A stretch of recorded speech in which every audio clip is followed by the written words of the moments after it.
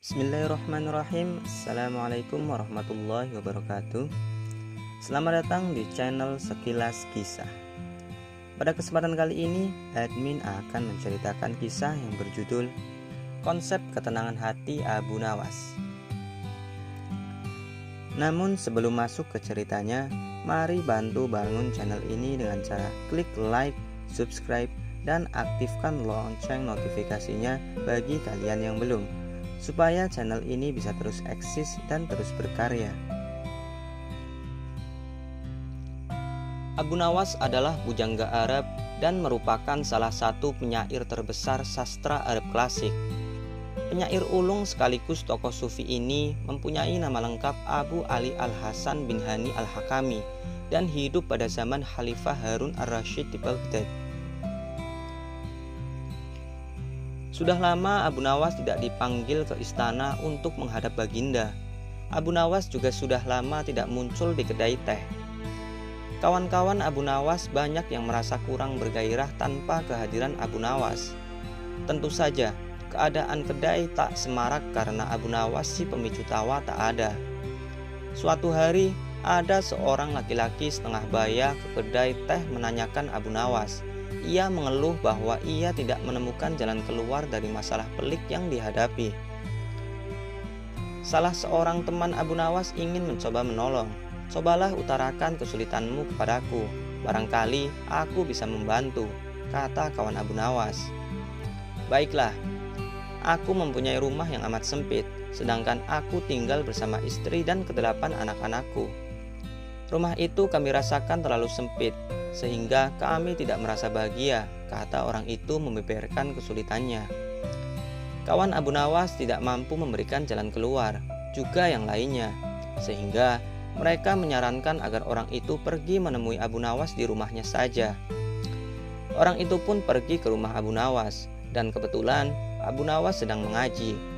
Setelah mengutarakan kesulitan yang sedang dihadapi, Abu Nawas bertanya kepada orang itu, "Punyakah engkau seekor domba?"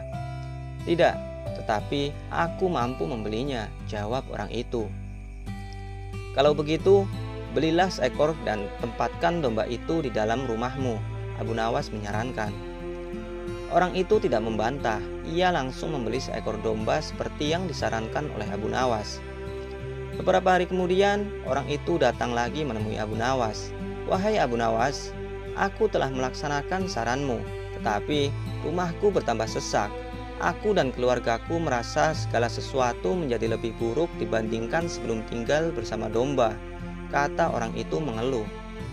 "Kalau begitu, belilah lagi beberapa ekor unggas dan tempatkan juga mereka di dalam rumahmu," saran Abu Nawas. Orang itu tidak membantah, ia langsung membeli beberapa ekor unggas yang kemudian dimasukkan ke dalam rumahnya. Beberapa hari kemudian, orang itu datang lagi ke rumah Abu Nawas.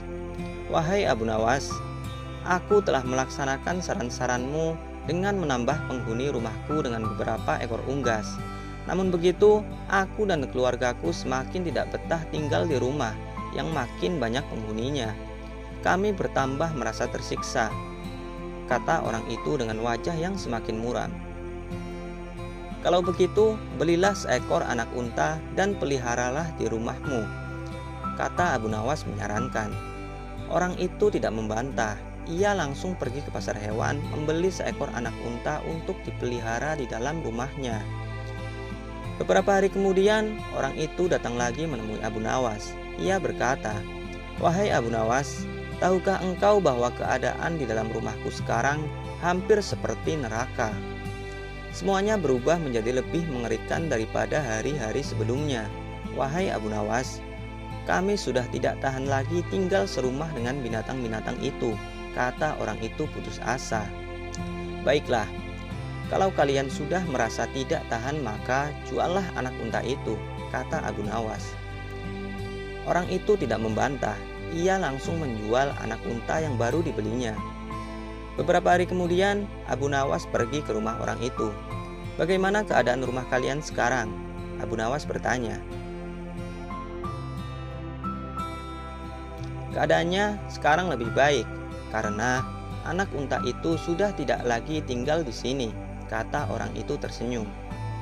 Baiklah, kalau begitu sekarang juallah unggas-unggasmu, kata Abu Nawas. Orang itu tidak membantah, ia langsung menjual unggas-unggasnya. Beberapa hari kemudian, Abu Nawas mengunjungi orang itu. Bagaimana keadaan rumah kalian sekarang? Abu Nawas bertanya. Keadaan sekarang lebih menyenangkan karena unggas-unggas itu sudah tidak tinggal bersama kami lagi, kata orang itu dengan wajah ceria. Baiklah, kalau begitu sekarang juallah domba itu, kata Abu Nawas. Orang itu tidak membantah, dengan senang hati ia langsung menjual dombanya. Beberapa hari kemudian Abu Nawas bertamu ke rumah orang itu.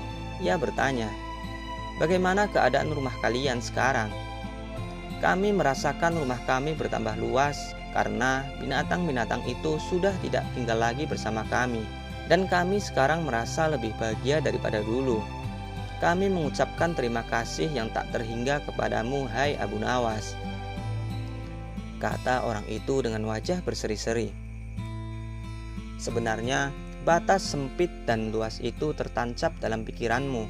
Kalau engkau selalu bersyukur atas nikmat dari Tuhan, maka Tuhan akan mencabut kesempitan dalam hati dan pikiranmu, kata Abu Nawas menjelaskan. Dan sebelum Abu Nawas pulang, ia bertanya kepada orang itu, apakah engkau sering berdoa? Ya, jawab orang itu.